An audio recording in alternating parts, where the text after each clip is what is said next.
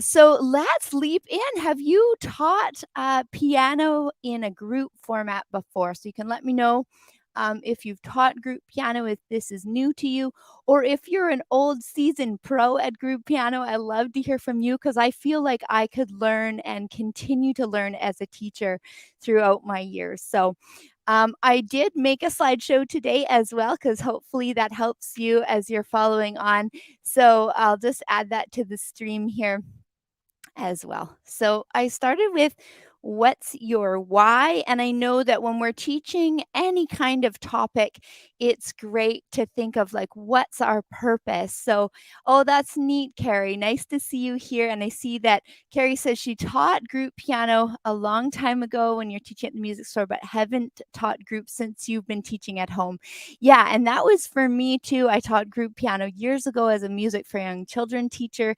And then after a small break from teaching, I went to college. Then I came back and my private studio filled so fast that I didn't return to group teaching till 2010 when we started doing a collaborative music studio. So that's really neat. So good to have you here, Carrie. So I'll start with what's your why? And I like to think of group teaching. There's a few different aspects of group teaching, so we'll leap into that. I'll make this a little bigger here. So there could be the aspect of weekly group piano classes where you're actually set up a series of classes. I know I've done it in 8-week increments and 10-week increments for an introduction to piano, or as a whole music year program. And there's also ensemble classes where you might use something like current private students and say, hey, we're starting a new group class focused on ensemble playing. And I know Susan Staples Bells has mega amazing resources for that. The other would be workshop style classes. So I know at our collaborative music school, we often get our piano students or our other instrument students and say, hey, this month's theme is, and we might do a performance group class, or we might work on ensemble playing or a rhythm theme. So that's another way of doing group teaching. Then many of us have probably done group piano classes where it's a masterclass format, so different formats, or piano parties. So those are just a few of the types of group teaching, and we'll leap first into the benefits. Let's start with your why before we move on. What type of group piano teaching do you teach, or what type of group piano teaching interests you the most? So I'll just take a peek in the comments here. And I love Carrie saying, yeah, you do occasional group classes with your students 2 or 3 times a year for playing for each other and generally having fun. I love that. And those are big community builders for a group or a private lesson program. So I think that's a fantastic way to infuse in some collaborative music making. Love that. Whoops, add to stream. So the benefits of group teaching, again, there are some aspects of group teaching that are challenging. We'll discuss that later.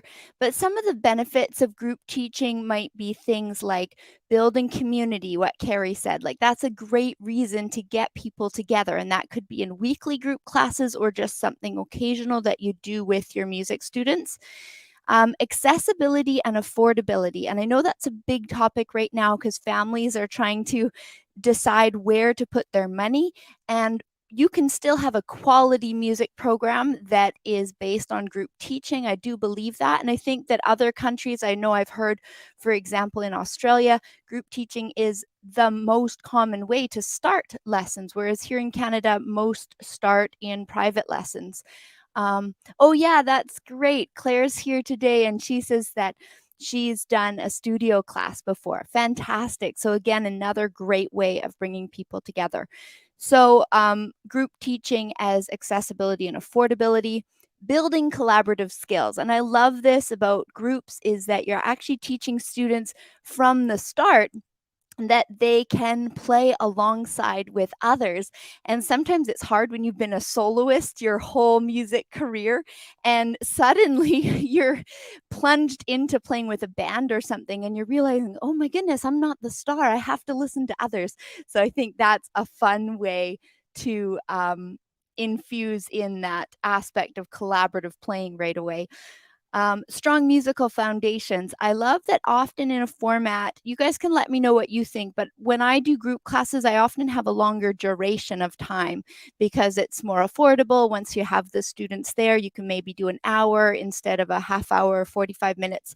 So I find that we can cover a broader amount of topics. So we might have theory and movement and games and repertoire and echoes and things like that, whether it's singing or rhythm, things like that. So I think that that's really cool, in that more time to develop the skill. So that's another aspect. So those are the benefits that we see there.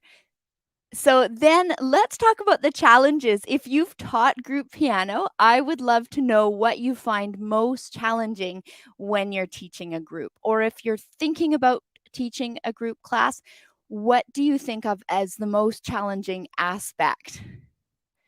I'll listen in to what you guys think because I know it's different for everyone. I know for me as a first-time teacher, um, I love that Claire says, interested in adding something regular. Yeah, I love that. So just thinking about how you can do that and what programs would be most beneficial to your students. I know I'll be talking about some resources and ways to do that, which is kind of fun. Yeah, Carrie mentioned scheduling, and I agree. It's really hard if you put out a poll to families and like, hey, who wants this time and who wants that time? I find that's tricky. Sometimes I have to figure out what aligns best with my schedule, what makes the most sense for after school times. If people are traveling, I try to hone that in. I also try to figure out if my students, say for instance, are track students here, Wednesdays are big for track after school. So I'll know that a spring program on a Wednesday afternoon, probably not the best fit. Same with dance or soccer. So trying to work around what your demographic is doing is a great idea. Yeah, how to get multiple kids on the same page. I love that, Claire. And that's something we'll talk about, but addressing it super quick. One thing that I find is I do tons of especially rhythm work before our fingers are at the keys, because that coordination of rhythm and note work super challenging. So getting them off the keys and doing all that analysis in different places in the room, those are things that I found super helpful when I was trying to get people in the same rhythms and things like that.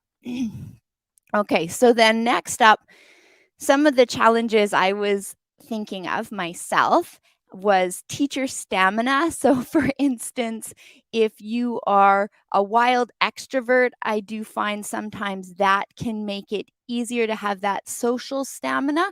But I love my introverted teachers too because I think they bring loads to preparation and a great calm vibe for the class. So, you can certainly work to your strengths, but that's something teacher stamina for kind of co-regulating with a group and teaching group lessons. I even, as a really bold extrovert, find it's more draining and I have to pace my day differently if I'm doing a lot of groups. So the pacing part of that is big. I find that lesson planning with one-on-one students, you can maybe let me know what you think. But with one-on-one students, although I do have ideas always in my mind, I don't always jot out a detailed lesson plan for one-on-ones because I find it so much depends how prepared they come and what we're working towards. So we do more of an overarching plan. Whereas for my group lessons, I find I need a lot of tricks up my sleeve to keep things moving at a great pace. So that's big for me. The next one is materials for group teaching, and we'll dive into a little bit of that today. So if you've taught group piano before, have you used a licensed program like Music for Young Children or Early Childhood Music Program, or have you designed your own program? So I'd love to hear from that in the comments, whether you are here on the replay or here live. So you can let me know about that. I'll just take this banner off just in case it's hiding the screen share. Then the next thing here is Yeah, so if you're using a licensed program, then the budget for figuring out the cost of the program is a huge aspect of group teaching that's really careful to make sure of before you leap in. And then I find the space challenges, making sure you have the right sort of keyboard lab environment and space for a lot of families at a time, and figuring out if it's going to be a parent-child program or if it's going to be just the students is another aspect of that.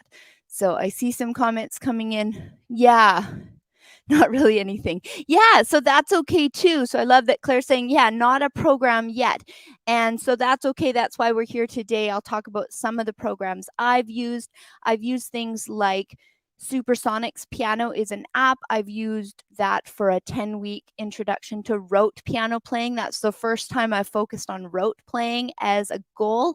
And that was really rewarding. And then I was able to transfer students into some on the page playing. I've also used something for the little ones like, here, I'll make myself big here.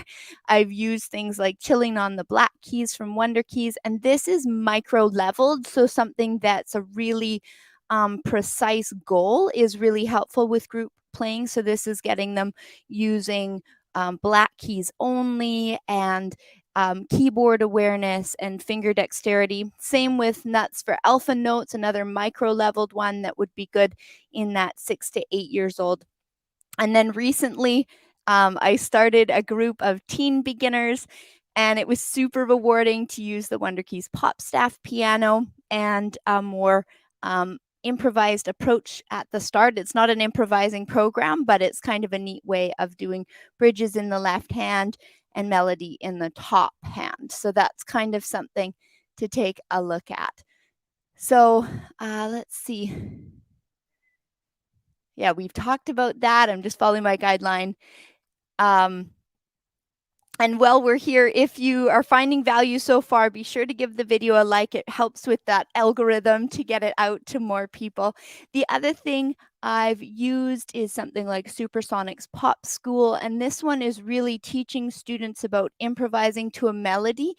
And later in this video, I'll go through some materials that I have on my wish list for group teaching, as well as a list of materials I've already used. So that might be helpful to you. So welcome to those of you who are just popping in now. I see some new guests here, which is always wonderful. So up next, we are headed to the next slide. And this is some, I'm just going to remove this banner. Man, it's a multitasking miracle when we can make these things happen. So this is kind of the benefits of group teaching. We went into some of the challenges, regulation and learning. Oh, just a minute, aspects. So these are the different aspects that I add into a lesson plan for group teaching. So I'd love to hear what things, if you already teach a group class for piano, what things you would add into your lesson plan, and if some of these ideas are new to you or if it's something that you'd love to add. So one of the things I add in now as a music teacher more than ever is the aspect of regulation or co-regulation and learning readiness. So what I mean by that is I do things like this. Let's see if I can add this here. Oh, you know what's funny? I actually deleted the slide for this, so I won't show this one because I think oh no, I didn't. So we talk a little bit about breath in my classes, and I, as you can tell, am a really quick paced, caffeinated sort of person. So it takes a bit for me to actually like slow down and breathe. So I talk a lot about breath and how breath can help our bodies feel calmer. It can help us work together as a team and actually help each other feel less anxious and ready to learn. So you'll see that we talk about our heart rate and how we can speed up our heart rate by what we're doing. We can also slow it down. And so I also talk about tension right from the beginning. So we talked yesterday, the teens got a huge laugh. I said, did you expect to be talking about a tight jaw at music class on your first day? So that was kind of fun as well. So that's an aspect of group teaching that you might not have done before. as well as sensory support is in that category. So let me know in the comments if you have questions about that aspect of group teaching. The next thing I add into almost every group class, no matter if it's adults or children at any age, is movement. So we talk a lot about feeling stable on our bench and how our bodies need to feel free to move from one side to the other. So stability and motion at the keys, and that aspect of technical readiness. So we might practice different ways we move our arms and our bodies. So we also integrate movement around the room. So if we're learning something new, I might have the whole class walk around. Even as an online teacher, I do that with my students and get them looking around the room and walking around the room. So those are some fun things that you might not always think about with group classes. And the other aspect is rhythm development. So I love rhythm. I use a lot of like rhythm props from my days. This one's from Thailand. I use a lot of rhythm echoes, and we do notation cards later. So there'll be an aspect of auditory rhythm and echo type rhythm, and then we get it on the page. And I love that as a group class, you can also infuse some easier rhythm exercises early on to make sure that you're preparing students to be playing together later on. So things like how they count in together as a group, practice that way in advance of the students' hands hitting the keys. And that helps to minimize chaos, which is always, we don't want to have to be plugging our ears when they approach the piano. So that's something to keep in mind. Now, I know I've just thrown a ton of information your way. Is there any questions so far as we move into this next category? We're going to leap into a bit of rote learning ideas. And I love that lots of you are still here and taking part today. So thank you for that. So catch my breath. So rote learning and improvising is something that I also integrate in most every class. So I like to create a sense of safety at the keys, and that's different than how I used to teach. Was like, okay, we're going to play this right away. These are the notes, these are the rhythms. And now we talk a lot about I'll see if I can add this. I love Forrest Kinney's quote. It says, improvising is simply talking with tones, having a conversation. That quote is by Forrest Kinney. And I love reminding students that music making is about creating sound, and we'll each have sounds that appeal to us in different ways. So I'll have them put the pedal down and explore the black keys, or we might explore different modes or scales together and just create sound.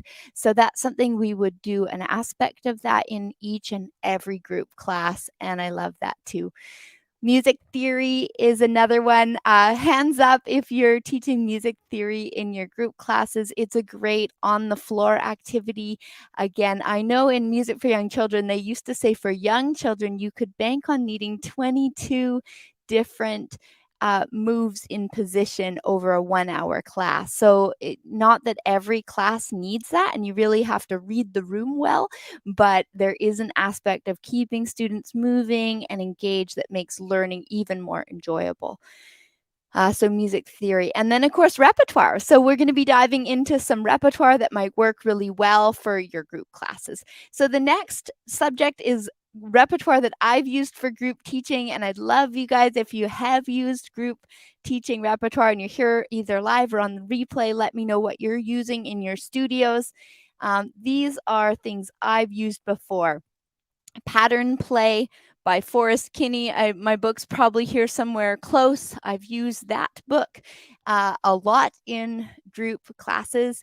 I've used licensed programs like Music for Young Children. Our school had a kinder music program, which isn't piano focused, but similar. And I've used the Supersonics piano app, rote learning classes using rote pieces by a variety of composers. I've used Chillin' on the Black Keys, like we were talking about, and the pop style one. Theme style individual group classes. So sometimes those can be one aspect of just a theme that you have. Like, say you have the whole theme is a castle theme, or the whole class is focused on Eye of the Tiger by Susan Staples Bell, or Old Time Rock and Roll, some of those great collaborative classes if it's a one-time class. I've also used ensemble resources like ones from Susan Staples Bell for summer camps, and then the whole week is just focused on ensemble camps. And also Wendy Stevens does the cup resources. Let me know in the comments if you've heard of her rhythm cup resources, because those are a great way, again, to get students coordinated before you hit the keys and add that extra music making aspect. So those are resources I have used and loved in class. And I also have used the Lap Tap Clap Revolution. There's a few of these from Andrea Dow. Some of them are in her book club. She just put out one for the tiniest learners. So if you were doing something like a Chillin' on the Black Keys Wonder Keys class, you could use the earliest level of the Lap Tap Clap. It's a book club, I think only available this month though from Wonder Keys, but you can check that out as well. So those are things that I've used with great success. And we'll leap into my wish list. And these are resources that are fantastic and they would suit group teaching perfectly. So At the Gym by Susan Staples Bell is a resource of technical exercises with backing tracks to get students coordinating even on their technical development.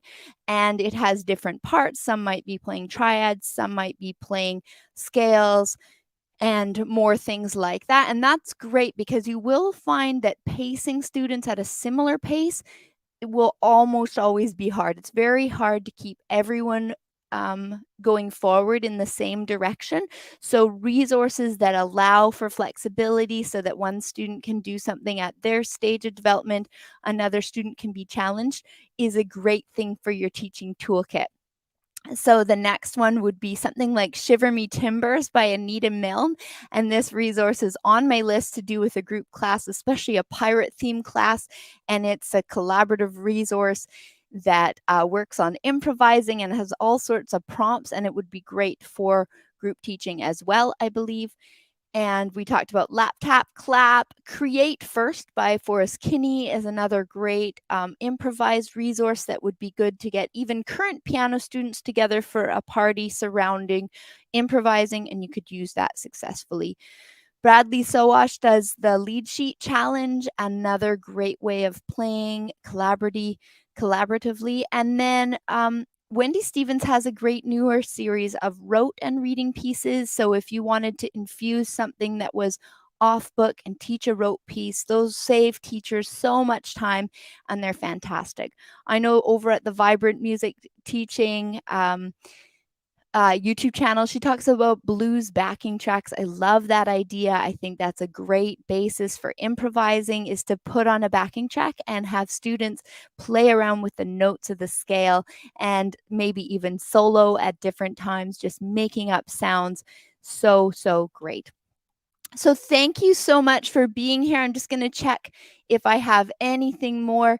I talk a little bit about a few other options: the Wonder Keys Pop Staff Piano, Chillin' on the Black Keys, Supersonics, the level 1A is kind of rote, reading, solfege, another great option.